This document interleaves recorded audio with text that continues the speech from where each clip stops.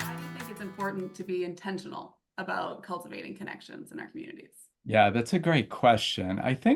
You know, I think first of all, we have to look at the reality. There's some reasons why, that is, that we say bridging social capital, people of different backgrounds coming together is harder. The old saying, birds of a feather flock together. There's something I think innate in our, evolutionary biology that there's some natural tendency, to, look to family and people that look like you where you're naturally more comfortable first and being more comfortable. And also, I think there are examples where, say, communities of recent immigrants find it natural to find support from one another or somebody that's been here a little longer and can support them.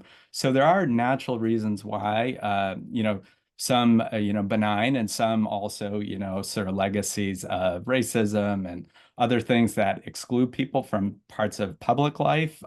So there's some both, okay, understandable reasons people, sometimes congregate with like-minded people and some not so good things. So for both, to overcome both of those factors, we really need to be intentional and say, how do we connect with people who don't look like me, don't worship like me, and maybe, even vote differently, heaven forbid, and find ways to come together intentionally. And I think, I guess as a follow-up in terms of how you do that, I think, it's being intentional and then also, starting, sometimes you have to take small steps. I think some people say, okay, okay, I do want to vote, talk to somebody who's going to vote differently than me, but you quickly get into conversation. If you start with the politics, you probably might quickly start yelling at each other if you've got different views. But, start by catching up, talk about, what your kids are doing this summer. That's part of the idea of social capital is you got to build, it's building up foundations and trust over time. And,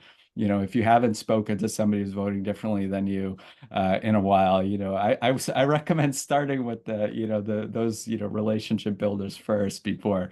I'm not saying don't broach the politics. We do need those conversations, but it's not always the place to start.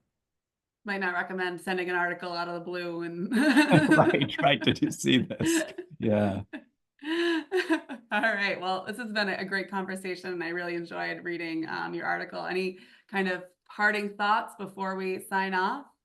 Yeah, just a few things that I think I would say. I think, at SEO we talk about programs and initiatives, but there's a lot you can do as an individual. I mean, I mentioned the idea of reaching out to somebody you haven't connected with, but there's so many ways to connect. I mean, certainly if the election has you really energized, there are ways to get involved in that instead of just, stressing, looking at social media posts and stuff like that. So that's certainly, of course, that's not going to be a bridging social capital thing, joining a political campaign, but that's obviously a great way to connect. But beyond that, volunteer in your community, join a club, go to a community concert. That's something we have coming up. We have one tomorrow night. There are so many ways, you can just take these little steps in your daily life. And, when you do that, it's good for you and it's good for our communities and ultimately our democracy. Fantastic. I think it's an important conversation to continue having and a great one to have this morning. So thank you. All right. Thanks, Leah.